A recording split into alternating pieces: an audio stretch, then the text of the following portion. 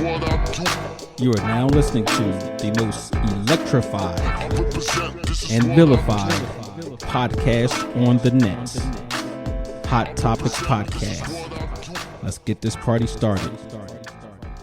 Still not good for my mental health. You're not good for mental health. Whatever.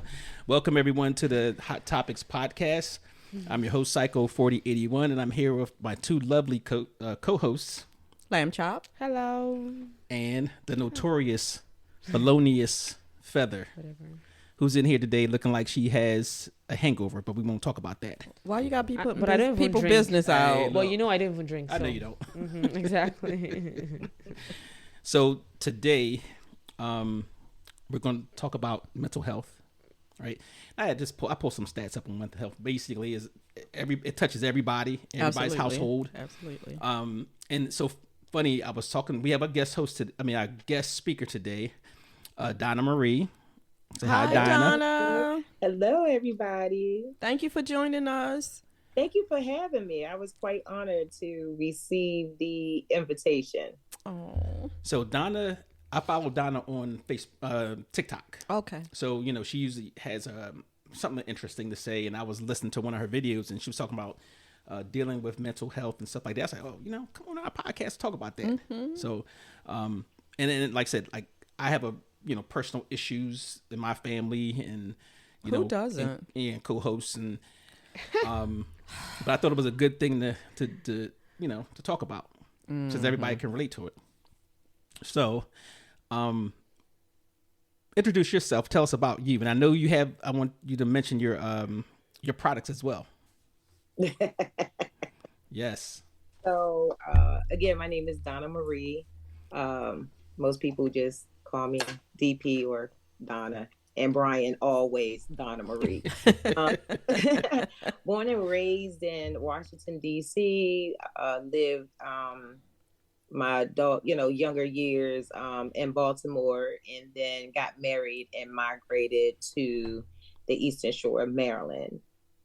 Since I've been here, I've had the opportunity of doing some interesting things that I never thought that I would do in my life. But one of those things was having the opportunity to work at a dispensary because I am a medical cannabis patient due to chronic illnesses that I have to help manage my pain. So a part of me learning how to do that, for me, it wasn't just about, let me run to the dispensary, buy this weed or whatever, and just smoke it and be high. I had to find a way to manage my pain because there were days that I could not literally get out of the bed. And that plays a lot on your mental too, right? You have things that you have to do. You have people depending on you, and you're trying to work through this pain that you don't know if you want to laugh. You don't know if you want to cry. You don't know if you want to just strangle the heck out of somebody. Pain will take you places that you don't want to go. So I met a couple of great people who had been a long time in that industry, and the dispensary that I worked for initially, it was kind of like a mom and pop, a little small thing. So you had some doctors, some nurses, you had people who gave you the knowledge of what you need to do. So I would come home, I bought some cookbooks, because in my mind, if I can make butter, sugar, I'd be making all kinds of stuff, y'all. And I incorporate all of that into my everyday living. And then I learned about CBD. Wait a minute. So I real quick. When did you learn to cook? You know what? Let her finish telling her story. Listen, in my 20s, I ain't have to cook. Somebody was right. taking me out or bringing food to the house. Had That's to test right. you out, see what you was about. Now, listen, but now that I'm 56, I got to cook. I ain't got nobody knocking at the door trying to take me out. At least not yet. So I started cooking, learned about, CBD, got some, I feel like the first cookbook that I bought, it was called Cooking with Marijuana. So I just really started doing a lot of research on how it can help your body, how it can help your mental. So that kind of turned into a little people, I always have like test dummies. Hey, can you test this out? Can you try this out? And then I work for the University of Maryland Eastern Shore, and I work for Extension. And so in Extension, we work a lot with the communities. We work with small farmers, people who have an interest in agriculture. So I had the opportunity to meet people who are researching cannabis and CBD. I work with an herbalist, and she has a whole garden on our small farm. So I learned how to make tinctures and salves and stuff for your hands, anything to try to manage that pain. That sounds nice. Okay.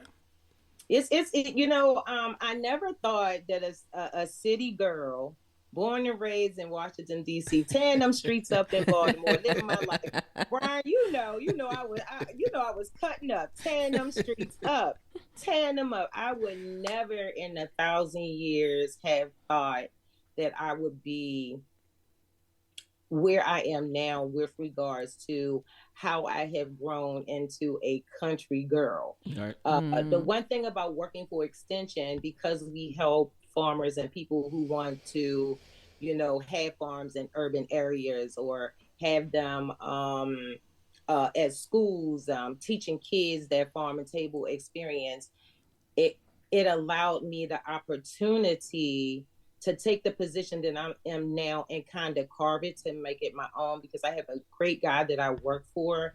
One day, I was really struggling at work mentally. Like, I woke up, I was already feeling some type of way when I woke up. I don't know what the trigger was. I just knew that I just did not want to be bothered with people. Like, some days you just wake up and your own energy will tell you, like, yeah, we just don't feel like it today. Yeah. Right. We don't feel like it today. So I went to work, and the one thing that I can say about Dr. Escobar, he is all about that mental health. He's like, listen, I'm not going to let nobody stress me out, because I'm not going to be driven crazy because you want to act crazy.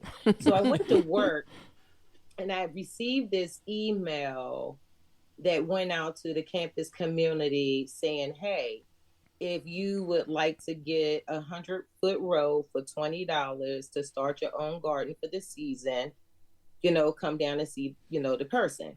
So I was like, oh, yeah. What, any kind of garden? Yeah. Okay. You just, they'll do the little row for you. You take your little seeds out, plants out, do what you need to do, but you have to tend to it. You have to do all of the work, but they'll provide you the space. So I'm thinking, like, I don't have a hobby. I don't know what I like to do. I can't even keep a house plant. So what make me think that I'm gonna be able to grow a tomato, right? But I knew that day that I needed to do something for the mental space that I was in. So I was willing to try. I knew if I had a seed, I had some dirt, I had some water, what can I do with that?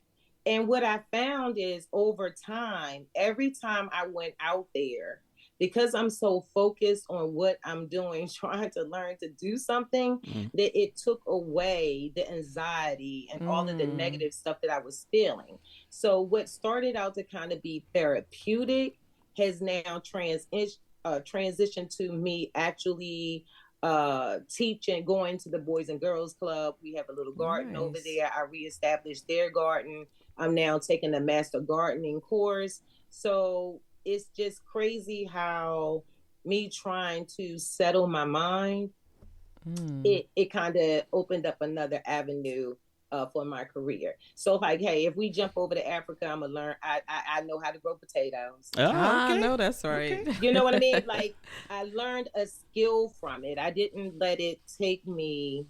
There are some days that I just wake up and I'm in this rabbit hole. And when you think about rabbits, when they dig a hole, they have tunnels, right? And there's some times, and I always say that when I'm talking to you, I'm really talking to me. There are times that for whatever reason, my brain clicks over to this woe is me avenue and Doubt Street. I get into this hole, and it's like the more I try to get closer to the light, the further the light is. Right? So depending on what it is, and sometimes it's not even my stuff. It's the stuff that you take in around you. Family, coworkers, friends. Absolutely. Okay. Jobs, getting the grandkids to these practices that they have, and when, me and my husband, we separated. But the one thing that we didn't do was we have a relationship that's applicable because we have 10 grandkids. Wow. I am the only grandmother that they know. Like, just because we are not together does not mean that, one, we can't be friends, two, that they have to be, this all it is, just negative energy. Because the kids is like, well, we as grams, we as pop. So there are some things that we have to do together, so that piece of that part, because you try to protect the kids, because you want them, especially the grandkids, you want them to be in a certain place and have some type of normalcy. Right? Yeah. Because there are times, and I'm a child of that, and I think a lot of my mental stuff, and I know that you had some questions, but I'm sorry, lot of my mental things are triggers from my childhood and how I was raised, right? So I think that's everybody. Yeah. Right. And one of the things that's a real big trigger for me, and the one thing that haunts me all the time, is that sense of abandonment, right? I don't want any of my grandchildren or my stepchildren to feel that this person who has been in their life 20 years plus just disappeared. Right. Just didn't care, because what we went through is no reflection on my grandchildren. Right? So it's a lot. So sometimes you deal with things that you don't necessarily have to deal with. And for me, I have always been a sensitive creature. So I kind of just take in a lot of stuff, and then when I go deep in, it's deep in. So basically, it's the legacy. So you can have, it's two types of legacy. You have that positive legacy, you have that negative legacy. And that was something important for you, not to, carry a negative legacy to your grandchildren. Or have that generational curse of things that can go on in families that we don't talk about. Yes. It's funny that you said that, because I was talking to my girlfriend cousin yesterday, and we kind of talked about how in the Black community, and I feel like it might be this in white households too, because not everybody want to be putting your business in the street. Oh, I struggle mentally. Right. But we have in the Black community, and listen, my grandmama and my daddy and my mama used to always say, well, go on in this house, stay in this house. Just don't talk about things, right? And then as a child, back in those days, see, like, these kids, they got opinions. We ain't had no opinions. Right. You don't have no opinions. You don't offer nothing to the conversation, like point blank. We didn't have no say. We ain't had no opinions. We ain't had no thoughts. It was what it was. So if it was a situation, like, I made a couple of videos on being a child of a parent who was a drug addict, right? That was a secret. Nobody wants to talk about, oh, Tommy is a drug addict. Right. They'll talk about it in the family, and then they'll make the children, like, they made me and my sisters and my brothers feel like we were like had leprosy or something because of the things that my dad was doing, and nobody offered him any help. Right. You and then you want to keep it a secret, and then your kids grow up. I grew up once with this sense of abandonment, Now I can't talk to anybody because I don't know how to express what I'm feeling. So they come out in different behaviors, right? Tearing them streets up, in the clubs, the drinking. I never did hard drugs, but I always been the weed smoker even before I knew the benefits of it, right? You know, so, but especially the drinking part, like I don't drink now, right? There was an incident that happened in Baltimore at Odell, you know. Odell's. You know, I cut up so bad that one of my girlfriends, Angie, the next day called and was like, yeah, yo, you was out of pocket. You did too much. So I knew then, like, okay, I don't want to be what my parents were. So how do I change that? Now, that's not to say that I'm Miss Perfect or that I always get it right. But it wasn't until I was married and we separated and we went to I walked away because of my mental health. Okay. I could have stayed and just played the part. But there were some things, and then I noticed that I was taking those things out on my grandson, who at the time was living with us. Because I resented the situation, my anger was redirected to him. And that's the moment that I knew that I had to leave before something popped off.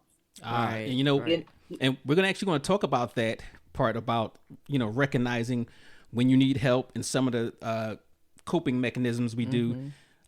That's positive and negative. And I'm going to ask you specifically what you did to, you know, change that. So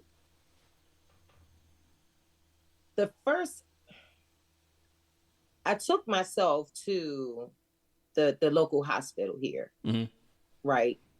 Prior to that incident happening with my grandson, because I knew that I really needed the help. I was really struggling.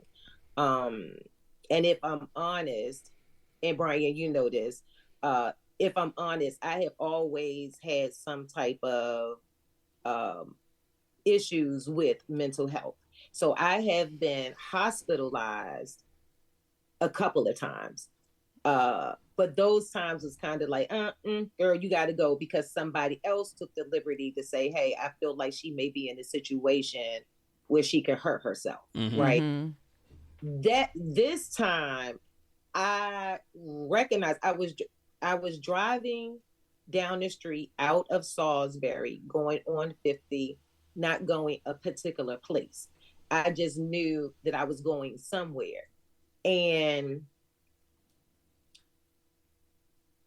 in a moment, I felt like I could just take my car and just ram it into something. Yeah. Oh, wow. Yeah. And I pulled over into, it was a little tattoo thingy. It was like a little shopping center. So I pulled over and I just tried to gather my thoughts. I went into the tattoo shop. I'm not even sure why, because it was like, oh, who does that? So I'm talking to the guy, and it was funny because sometimes the creator would put in your place and you don't understand why things are happening in the moment. Like, one, how did I end up in that shopping center? Two, how did I end up in that tattoo shop? Right. And three, as soon as I walked in, the man clearly recognized that something was wrong with me, and he was just kind. He just said a kind word. He just was like, here's some tissue. I don't know what's going on, but it's a safe place for you to, you know, get out whatever it is. So, wow. So you had visible displays. Yes. It was visible. It was internally. Like, I literally that day, I had said that this is going to be the day that is going to be my last day. And I went in there and that man talked to me. I ended up that's how I ended up with this rose on my hand, because, you know, rose is harder to come through concrete. You know, it's a reminder of me, what happened to me that day, where I was, when I was thought about killing myself. And the crazy thing was, if I can run my car into somebody else's car. So the mere fact that I thought about killing myself that can harm somebody else. After I got this, I drove over to the hospital and I checked myself in. Okay. Good. Good. I checked myself and I knew that I needed the help. I was a little, and it was my environment, right? When you really want help, if you go to the hospital and you get the help, they're gonna release you. You still got to figure out how you're gonna get it done. Right. How you what is it? And then you going back to what goes on in our house stays in our house. If you don't follow up and get the proper therapy, if you don't get the medication and you go back into the same environment and you know really what you need to do, but your brain will start telling you things that you know ain't true. You know it ain't true. So a situation popped off one morning and I woke up that morning and I said, yep, this is the day. Yeah. This is the day that I leave. This is the day that I find an apartment. This is the day that I figure out how I'm going to live the rest of my life. This is the day that I start to focus on me and my mental health, because the one thing that I realized, and this is true, it is a pleasure to be seen. I woke up today. I can look into your eyes. We can have this conversation. Ain't nobody crying for me, right? If I decide to take my life because I don't know how to cope with everyday life because life be lifing, then the people around me, they went. I'm gone, but you still live. They're moving on. Right. So the list of the unhealthy coping mechanisms, I'm gonna throw some out there, and you tell me, did you experience any of these things? Right? Okay. Because a lot of people don't realize that they actually these things do are unhealthy. Right. Yeah. So first one on the list is what you would think? Alcohol and drug use. Substance abuse. Yes. So. Well, she already said. She already said that. Yeah, because my father was a drug addict, I have never been prone to be attracted to drugs. Okay. You know what I mean? Like, you're not going to ever catch me with no cocaine. You ain't never, none of that. Right. None of that, because I saw firsthand what that did. You know, it caused me to be homeless early in them streets. Job working since I've been 13 years old. You know, so drugs will have your children in situations that they don't have no business being in. So that definitely was not. So you was already conscious of that, right? Yeah, already. But a lot of people are not, and they turn to that. For the people who are not, you know, where there's, you mentioned substance abuse, overeating, which I think, you know, that was me. That was you. That was me. Isolation. Yes. Absolutely. Okay. Procrastination. Yeah, I'm a procrastinator. Yeah, I think I do that naturally. I'm not a procrastinator. For me, working is my way of not thinking. Okay, so you had that, and that's very unhealthy. Okay. Right. So you feel like you're an overachiever, like you. That was avoidance. Okay. It's avoidance. Yeah. Which is another one here. Yeah. Then, did you have any negative self-talk? Like, did you? You know? I think we all do that one. Absolutely. And I feel like that negative self-talk talk was something that was ingrained in me from being a kid. Okay. You know, because sometimes adults just don't know what to say to kids. Yes. You might have a chunky kid, girl, you show this fat. Yes. Oh yeah. Yep. Yeah. Don't eat no more ho-hos. Yeah. Your hair sure is nappy. Yeah. Because I know my people's are straight from the continent of Africa. Listen, because I had some 4C hair and love every bit of it. But you tell your kids, instead of embracing what they have, oh, you know, your nose is too wide, they too close together. So sometimes we are our children's first bullies. We are their first naysayers.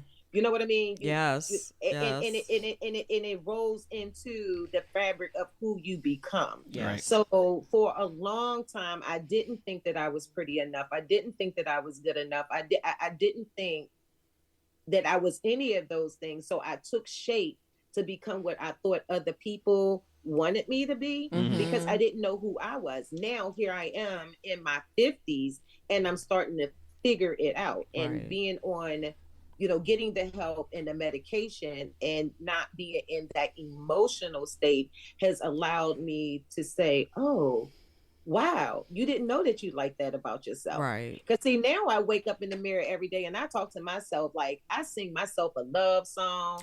I tell myself how much, listen, look at you today. Every wrinkle, every circle, every crinkle, every dimple and dump. Because if you don't tell yourself how much you love you, then when somebody tells me that they love me, how can I receive that?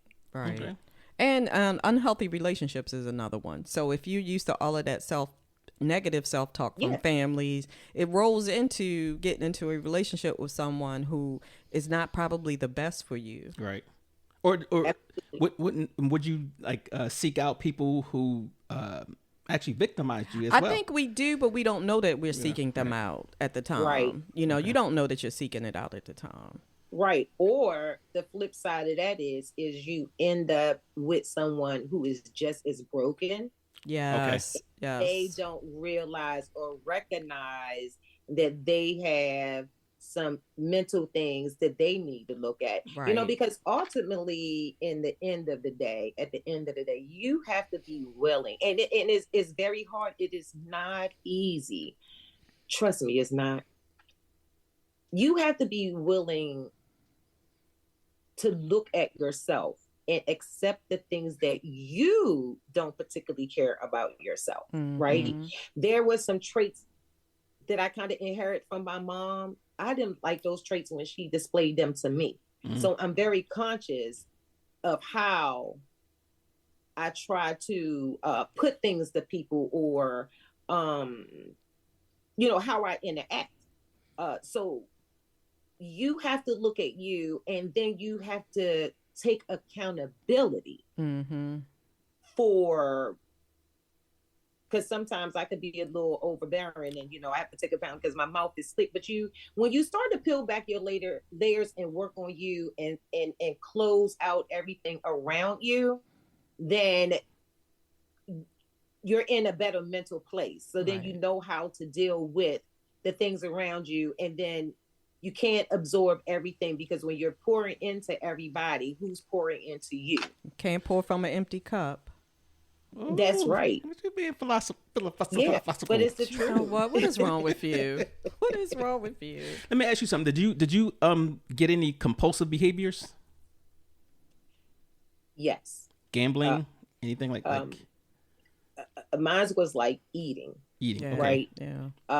So I had weight, and this is when I knew that my depression was real. And this is what really made me recently get back on my medication. I had weight loss surgery, and you can only eat but so much, right? And I would find that if I had a very hard day, or if something pop off and I couldn't do, I was already an emotional eater prior to the surgery. So let's say that, you know, ate when I was happy, ate when I was sad, ate when I was mad, and then used to eat to the point that I was so full that I would have to bring it up. Oh, wow. To find beef. And then I would turn around and do it again, right?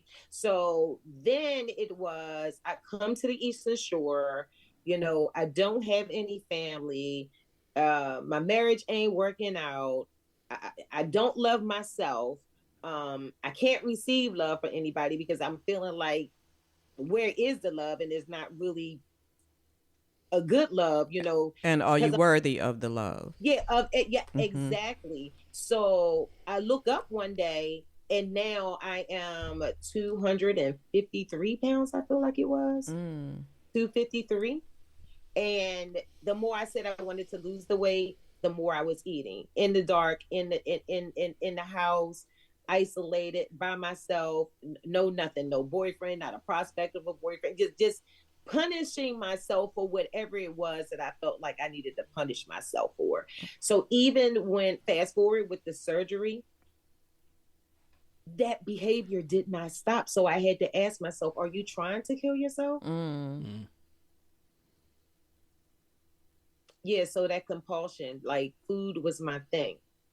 So I guess that is a drug, right? Yeah. Food was my drug. Yeah, it can be.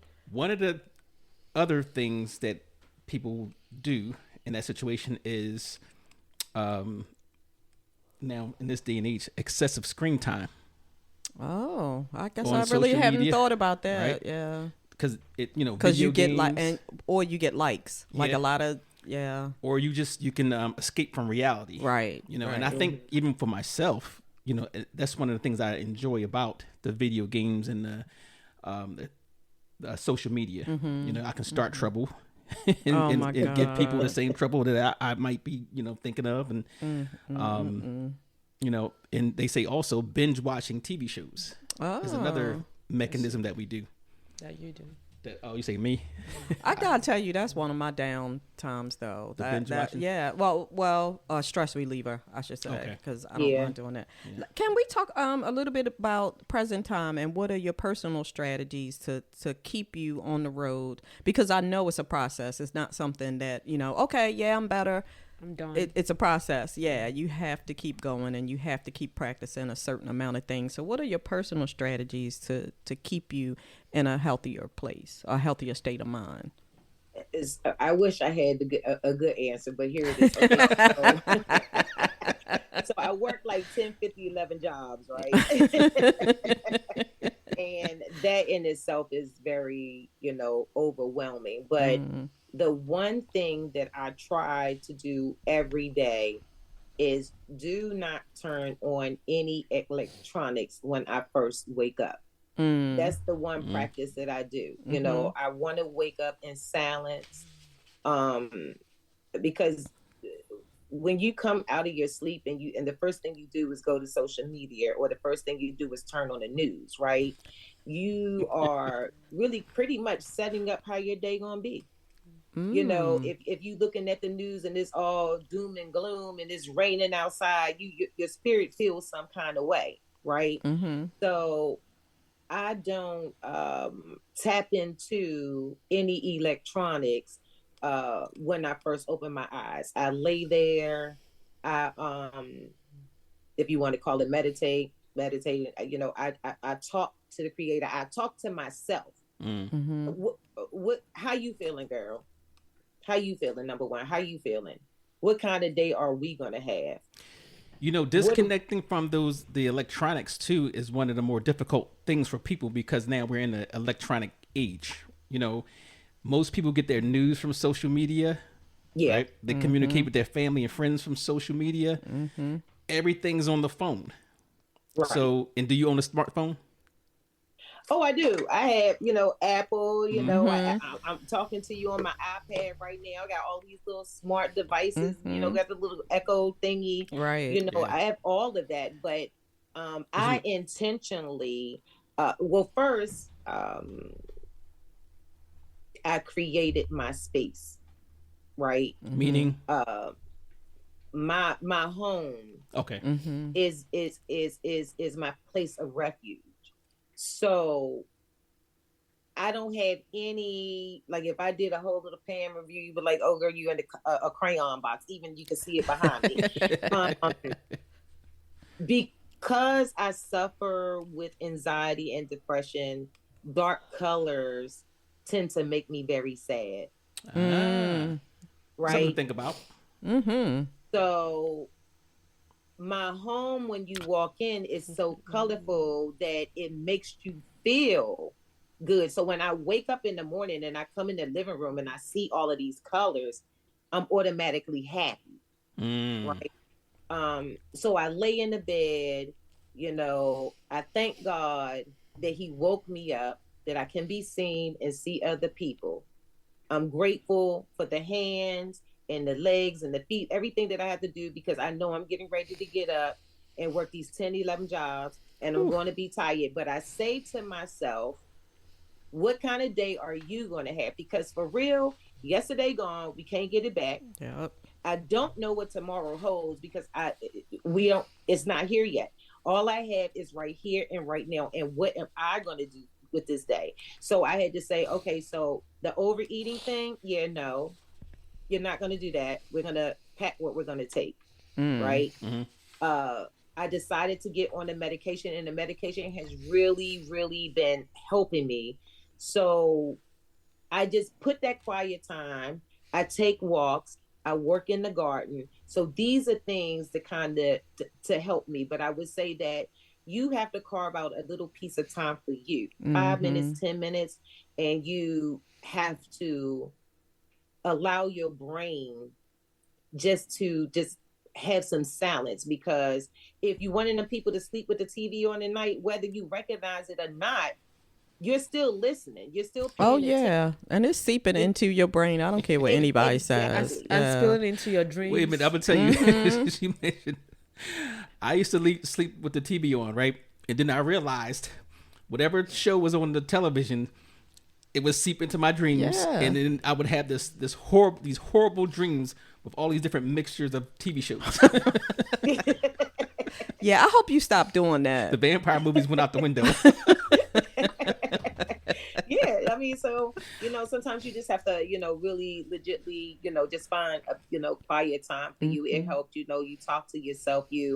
On my mirror, I got a whole bunch of sticky notes and, written in lipstick, certain, affirmations. I tell myself every day that I love me. If nobody else loves me, I love me. And all of those things that I feel like are imperfect, they are perfect because that's the way God allowed me to be. So be thankful for those. So I try to set the tone before I leave the house. And I ain't gonna lie, y'all. People, when trying to find peace is very hard. Lord knows. It is hard. Because you can say, today I ain't gonna curse, because y'all know I'm a cusser.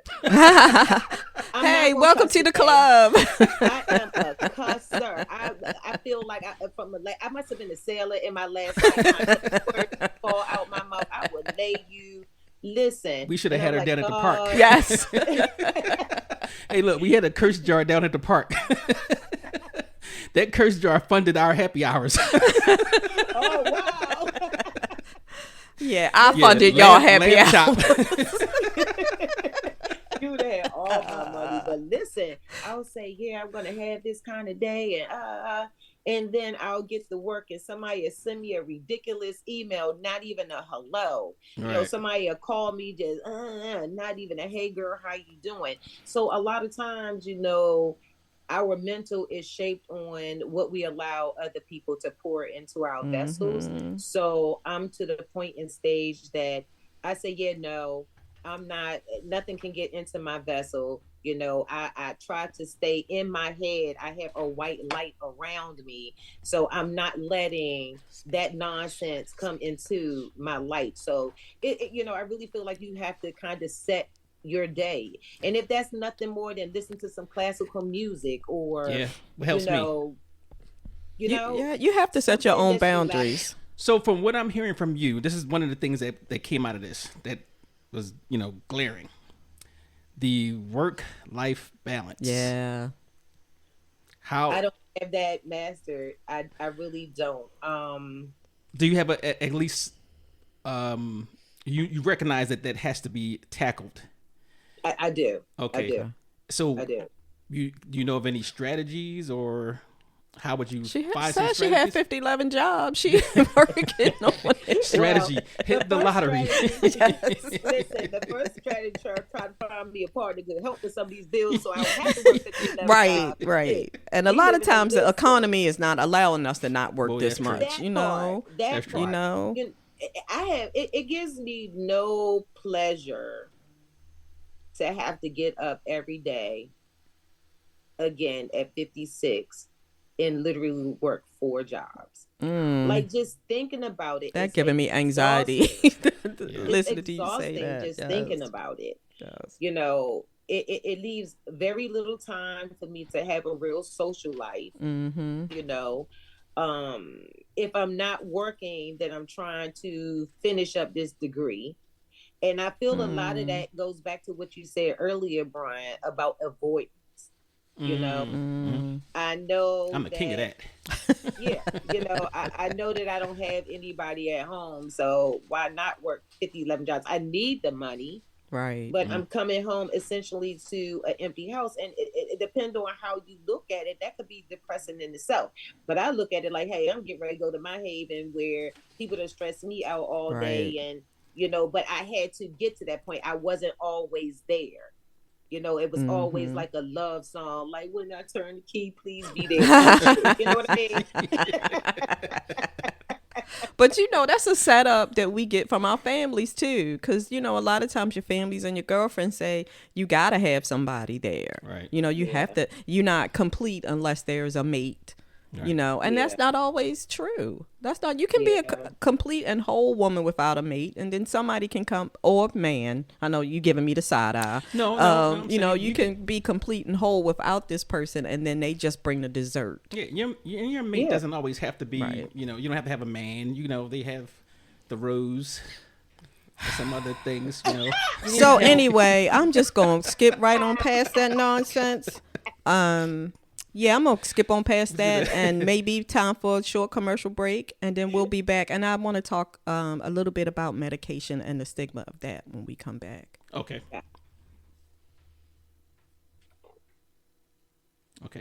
Okay, so, you did mention that you went back and got on your medication. And I know for the African-American population, because that's the only population I can speak for. I can't speak for all the populations. Be quiet, Psycho.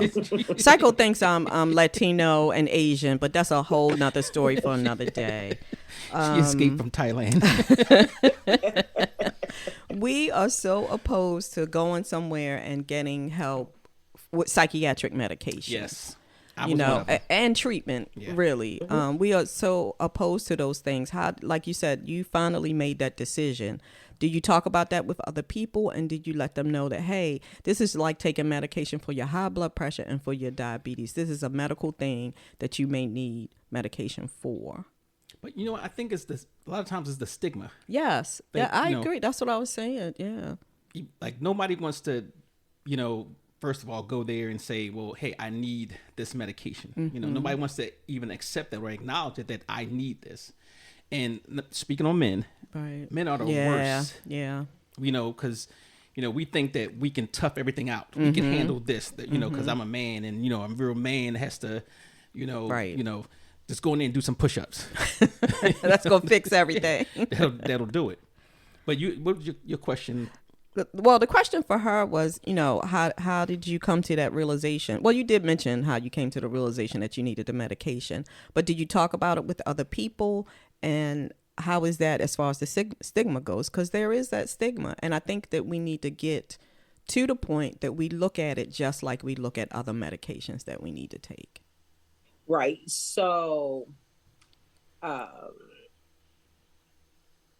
for me, journaling, my brain moves so fast that if I try to write it, I'm not capturing it all, right? Mm-hmm. So I started doing like a video diary. Okay.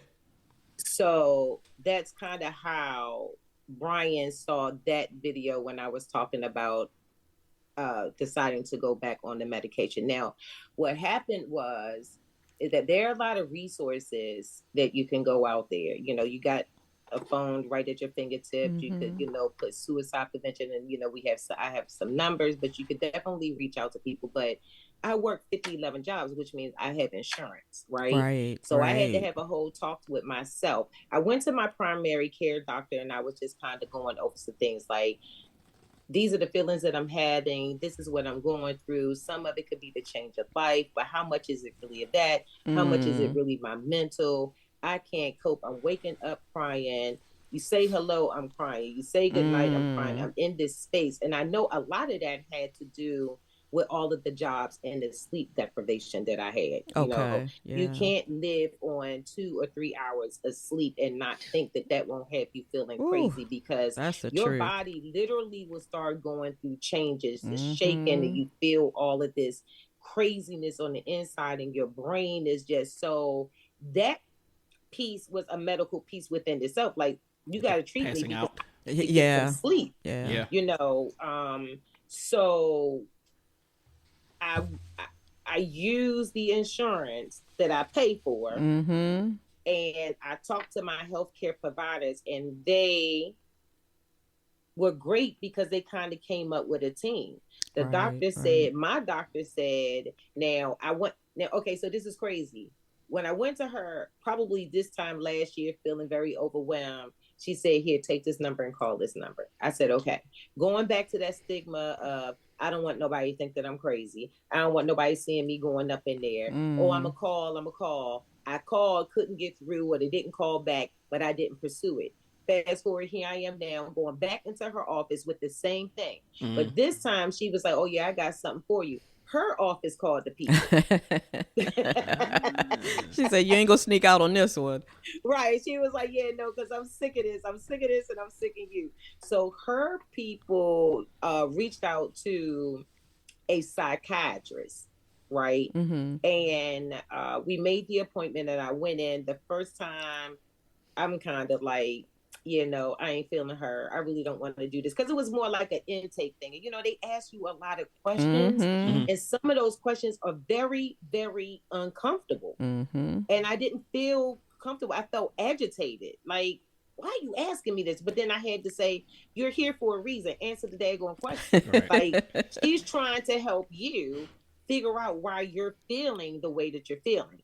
So somewhere along the conversation, she said, had you ever been on medication before for depression and anxiety? And I was like, yes. Back in the 80s, you know, 90s, I was on it for a while, but then I thought that I could manage it, you know, whatever. So she was like, are you opposed? No, I'm not. Okay, so because it was the first time, it was a little write-up, whatever. I'm going to see you back in a couple of weeks. In the meantime, on the back end, I have Nurse Natalie setting up the appointment for the therapist. So I'm working with a psychiatrist and I'm working with a therapist. So, right? Wait a minute. So the therapist and the psychiatrist, I know the psychiatrist is the one who actually deals with the drug part. Right. They're the ones that can prescribe the drugs. Yes. So, and you're dealing with both of them in as far as the talking, the conversation piece and all that type of stuff. Was there a difference? No, there's not. There's no it's difference. Really not. It's really not. You know, you have to find the right therapist that's for you. They got to click with you. If you feel like, because I've had some that I just felt like, yeah, no, I'm not, you know, gelling with that person. Right. But these individuals, I can honestly say, have been great. So you just have to find that click. But I would say definitely, if you know you need more than just talking to a therapist, then you should get the psychiatrist. Right. Gotcha. Right. And once you tell the therapist that, they should be like, okay, your next step should be this. Okay. Like, they should know what the next step should be for you if you feel like that's not enough. Well, not really. That's not kind of how it worked in my case. Because I feel like when it comes to mental health, next steps, what steps may work for her may not work for me. That's true. So the psychiatrist, she asked the question, would you like to be on medication? And then we're going to find the right one that's going to work for you, right? The therapist is more like, okay, what is it that you need? What are you trying to accomplish? You know, they ask you those kind of questions.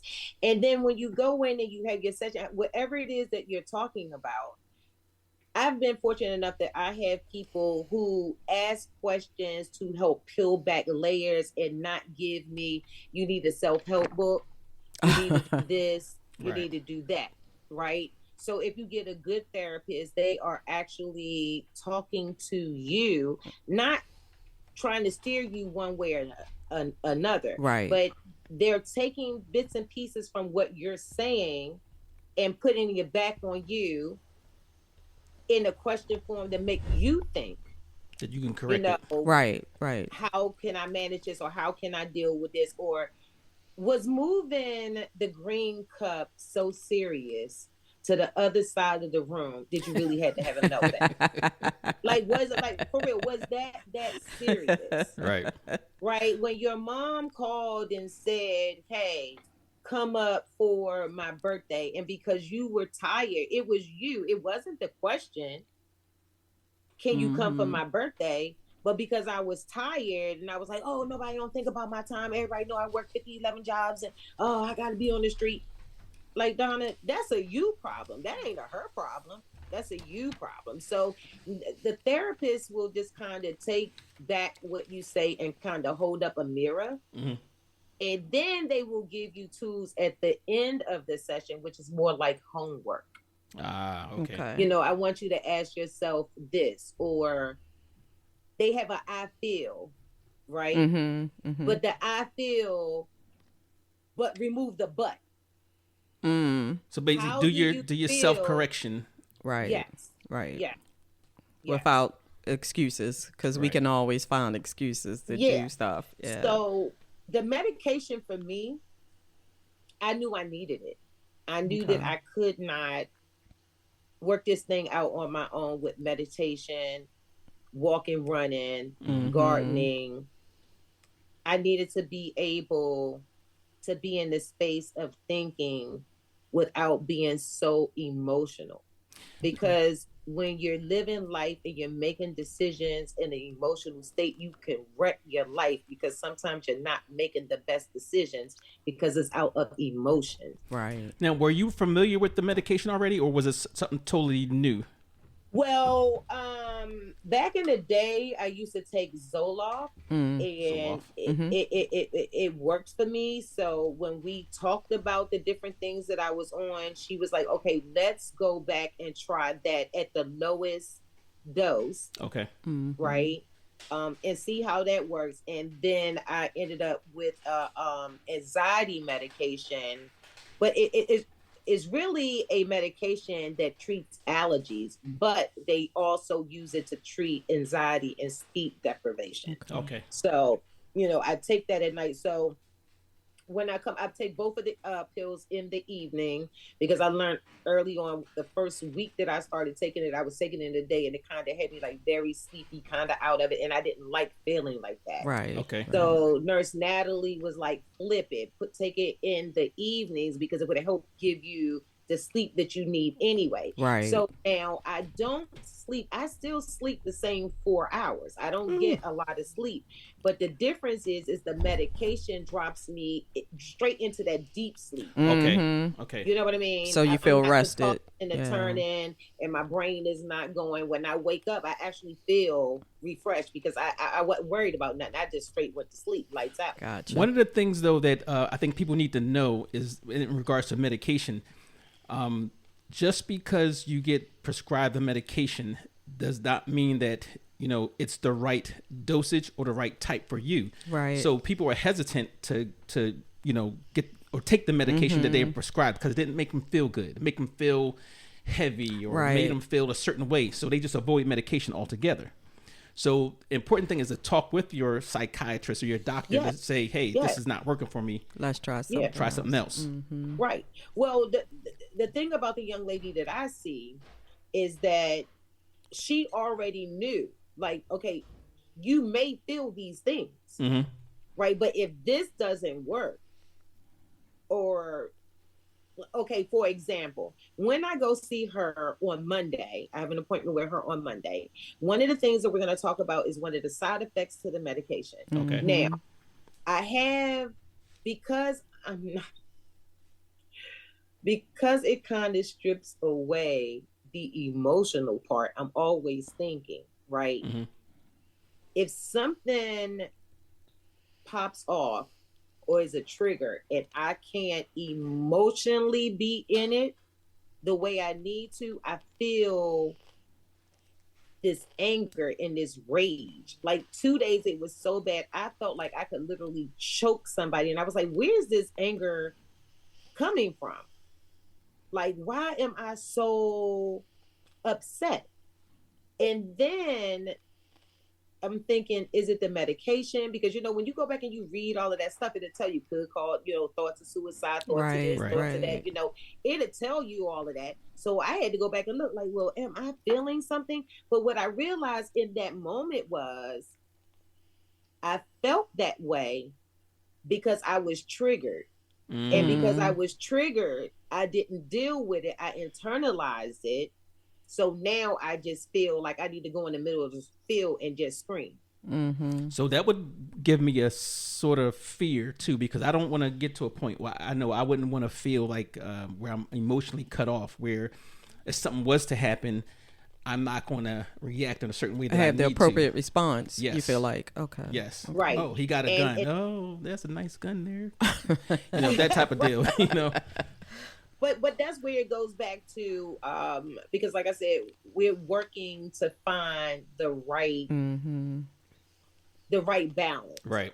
You know what I mean? And which was the reason why she started off at a lower dose. And I'll talk to her about the lack of emotion. But you know what? To be honest, for me right now, where I am in my life, I need that lack of emotion, because I'm already, like I said earlier, and my peoples will tell you, I'm very dramatical,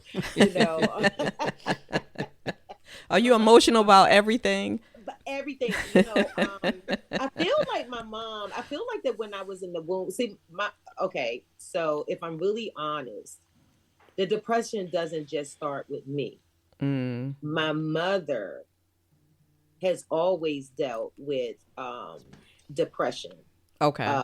And she's always, had some providers to help her with that. So that's kind of something that runs, in my family. I feel like that when I was in my mama's womb, that she may have been a very emotional creature, because like I said, I've always been sensitive. I remember my mom, you could just look at me for no reason and I would bust out crying. Like, I was always a sensitive kid, and I grew up being a sensitive adult. So I'm emotional, and sometimes, like my sister told me the other day, people can't receive what you're trying to say to them if you're always coming from an emotional place, right?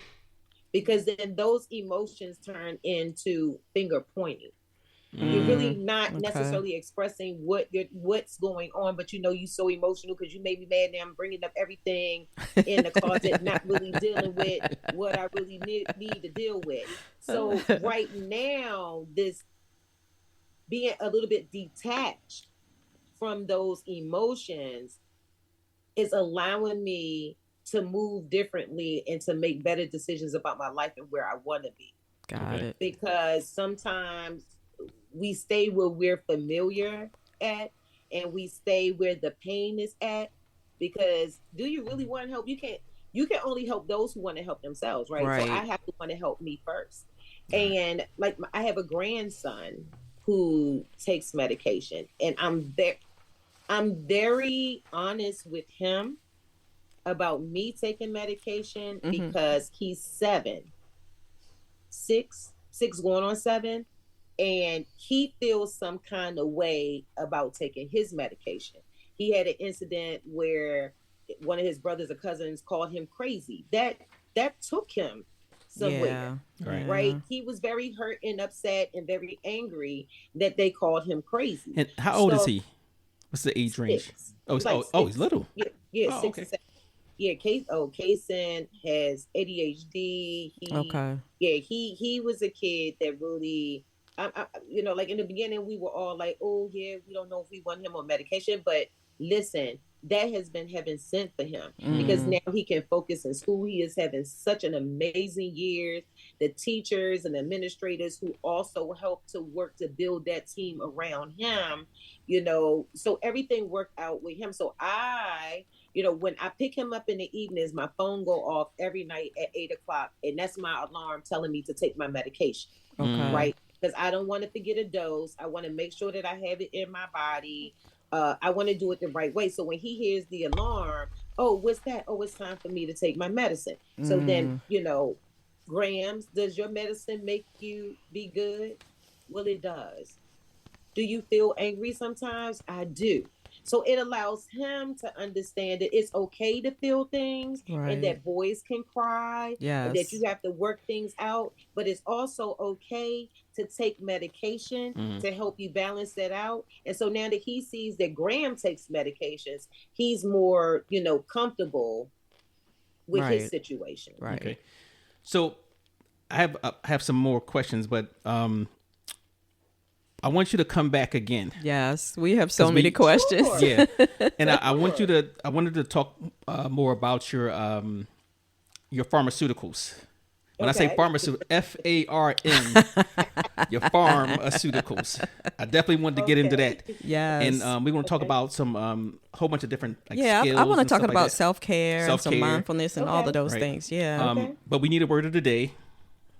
What would our word of the day We do a should word be? of the day. So when we have our listeners at the end of the month, if they get all the word of the days from our podcast, they actually can win a prize.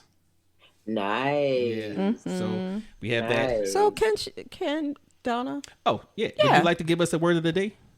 The word of the day. Okay. Let's see.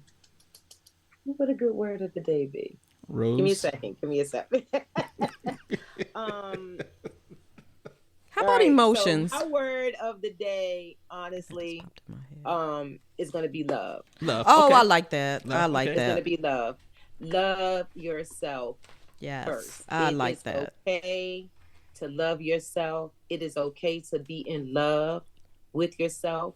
It's okay to be in love with the person that you want to become, right? It starts with you.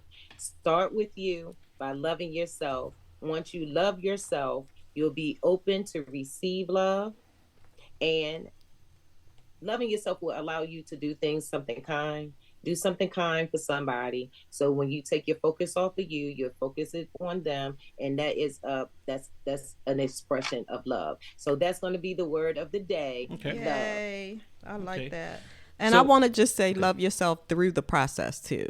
Because, Yes, in the absolutely. beginning, in the middle, in the end, because it's going to be happy, it's going to be sad, it's going to be ugly, it's going to be pretty. You have to love yourself through the whole process. Amen. Amen. And I would like to thank you for coming out Thank of your you. super Thank you for having duper me. busy, crazy Yes, schedule. yes. to talk to us. And we have to do it, a follow up. For all the listeners out there, you can check us out on multiple platforms. You can go to www.hottopix, that's TOPIX, hottopicspodcast.com. If you go to the website, you'll see at the bottom all the different ones you can click on if you prefer Spotify or, which I do. I like iHeartRadio and stuff like that. You can find us there. And, as always, subscribe and, share if you found it valuable. Share with family, friends, neighbors, and stuff like that. So, again, thank you all for tuning in. Vote. Oh, yes, vote. That's very important. Thank you, family, for listening to the latest episode of Hot Topics. As usual, listen, like, share, subscribe. Ta. Represent, this is what I do.